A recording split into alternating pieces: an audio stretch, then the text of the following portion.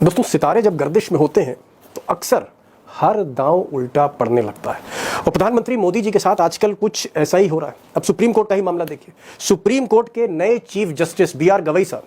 इन्होंने आज मोदी जी की सबसे प्रिय, सबसे फेवरेट एजेंसी ईडी की आज देश के सामने सारी पोल खोल दी है। अब चीफ जस्टिस गवई जो इस देश के सबसे बड़े जज हैं, उन्होंने एक बेहद चौंकाने वाला फैसला, मैं कहूंगा कि बहुत ही बोल्ड फैसला, बल्कि इस साल का सबसे बोल्ड डिसीजन अगर सुप्रीम कोर्ट का अब तक है तो आज का ये ऑर्डर है। और इस ऑर्डर में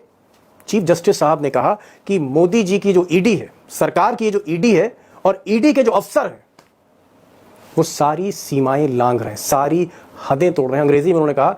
हैव क्रॉस्ड ऑल लिमिट्स, सारी हदें तोड़ दी। और ईडी के अफसरों को सरकार की तरफ से इतनी छूट दी गई, इतनी इंडिपेंडेंस दी गई है कि आजकल ईडी के ऑफिसर संविधान का भी उल्लंघन कर रहे हैं, कॉन्स्टिट्यूशन को भी वायलेट कर रहे हैं, ये चीफ जस्टिस ने कहा।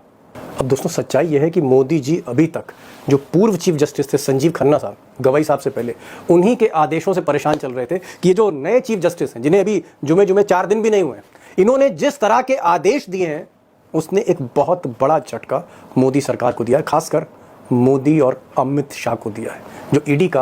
आप कह सकते हैं हर लेवल पर, हर स्तर पर इस्तेमाल कर रहे थे। अब सवाल यह है कि क्या चीफ जस्टिस ने मोदी का, यानी गुजरात लॉबी का, मोदी और शाह का ये जो ऑपरेशन ईडी चल रहा था 2-3 बरसों से, बल्कि 3-4 बरसों से, क्या उसको पूरी तरह से बेनकाब कर दिया? जिस तरह ईडी की मदद से विपक्षी नेताओं को फर्जी केसेस में जेल भेजा जा रहा था, जहां एविडेंस नहीं था, जहां किसी तरह का कोई सबूत नहीं थे, वहां जेल भेजा जा रहा था, या जिस तरह ईडी की मदद से राज्य सरकारों को कमजोर किया जा रहा था, या राज्य सरकारें गिराई जा रही थी, जो महाराष्ट्र में आपने देखा उद्धव ठाकरे की सरकार के साथ हुआ, जो कमलनाथ की सरकार के साथ मध्य प्रदेश में हुआ, जो कर्नाटक में हुआ, या जो फिर झारखंड में हेमंत सोरेन की सरकार के साथ कोशिश की गई जिसमें उन्हें जेल जाना पड़ा, या फिर केजरीवाल एंड टीम के साथ जो दिल्ली में हो रहा था,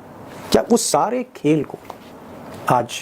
चीफ जस्टिस ने इस देश की सबसे बड़ी अदालत में देश के सामने एक्सपोज कर दिया है? अब दोस्तों, ईडी की लिस्ट में इस वक्त जो देश के टॉप नेता रडार पर हैं, स्कैन पर हैं ईडी के, उनमें जो सबसे प्रमुख हैं, हालांकि है बहुत, लेकिन जो प्रमुख नाम है मैं लेना चाहता हूं, नंबर 1 पर राहुल गांधी और सोनिया गांधी, जिनको नेशनल हेराल्ड के पुराने मामले में कहीं ना कहीं पूरी तरह से फंसाने की कोशिश है, जेल भेजने का प्रोग्राम है, राहुल गांधी और सोनिया गांधी। नंबर 2 पर बिहार के तेजस्वी यादव हैं, बल्कि तेजस्वी यादव ही नहीं, पूरा परिवार आप कह सकते हैं लालू प्रसाद यादव का, पुराने केसेस इनके खिलाफ भी खोले गए और इन पर भी पूरी तरह से ईडी का शिकंजा कसता चला जा रहा है। नंबर 3 पर ममता बनर्जी के कई नेता हैं, उसमें उनके भतीजे भी हैं, उसमें उनकी बहू भी हैं, उसमें उनके कुछ ऐसे नेता हैं जो फाइनेंस का हिसाब किताब रखते हैं। ममता बनर्जी के नेता भी टारगेट में, तृणमूल कांग्रेस के।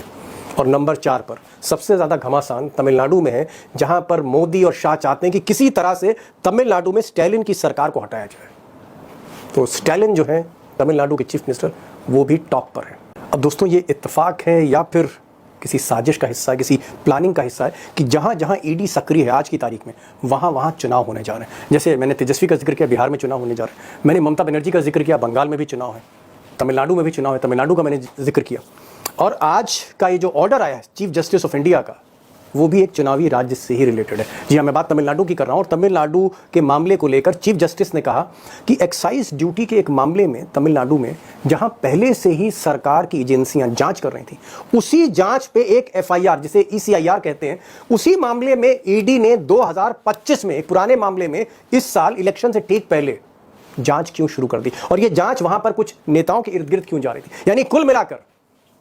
ईडी ने तमिलनाडु में ना सिर्फ हस्तक्षेप किया है, जो हमारा फेडरल स्ट्रक्चर है देश का, उसका भी उल्लंघन किया, संविधान का उल्लंघन किया, ये चीफ जस्टिस ने कहा। इसीलिए उन्होंने कहा कि ईडी ने सारी हदें तोड़ दी। अब दोस्तों, आज का ही एक और मामला देखिए। ये मामला उत्तर प्रदेश का है, जहां इलाहाबाद हाईकोर्ट की लखनऊ बेंच ने ईडी को पूरी तरह से एक्सपोज किया आज। और ये मामला जो था, दरअसल ये मामला गोरखपुर के एक बड़े चर्चित परिवार हरिशंकर तिवारी के बेटे का था, विनय शंकर तिवारी, जो समाजवादी पार्टी के राष्ट्रीय सचिव हैं, पूर्व विधायक हैं। इनकी अदावत चलती है योगी जी से। इनके बड़े भाई ने कहा कि भाई योगी जी ने कहीं ना कहीं प्रेशर लगा के, बीजेपी के एक लॉबी ने प्रेशर लगा के हमें जो है ईडी के केस में फंसाया है। अब जब इनको बेल मिली तो कोर्ट ने कहा कि भाई इस केस में दम नहीं था, यानी कहीं ना कहीं विनय शंकर को एक ऐसे मामले में गिरफ्तार किया गया, जेल भेजा गया, जिस मामले में उन्हें एनसीएलटी की अदालत से क्लीन चिट मिल गई थी। यानी जिस मामले में क्लीन चिट मिल गई हो एक कोर्ट से, उसी मामले में ईडी ने जांच शुरू कर दी। यानी कहीं ना कहीं एक फर्जी केस उत्तर प्रदेश में आज इत्तेफाक से एक्सपोज हुआ है। अब दोस्तों जो बिग क्वेश्चन है, बड़ा सवाल है, वो ये है कि इस देश की सबसे बड़ी अदालत के सबसे बड़े जज यानी chief justice of India B R Gavai ने